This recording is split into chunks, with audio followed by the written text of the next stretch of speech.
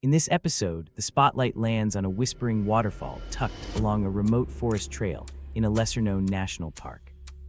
A mossy path leads to a secluded lake where locals swim at dawn, escaping crowds and capturing reflections that seem unreal.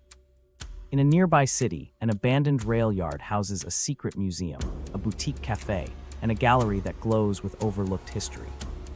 A vertical garden crowns a forgotten rooftop, and a vintage shop holds maps to street art murals known only to neighbors.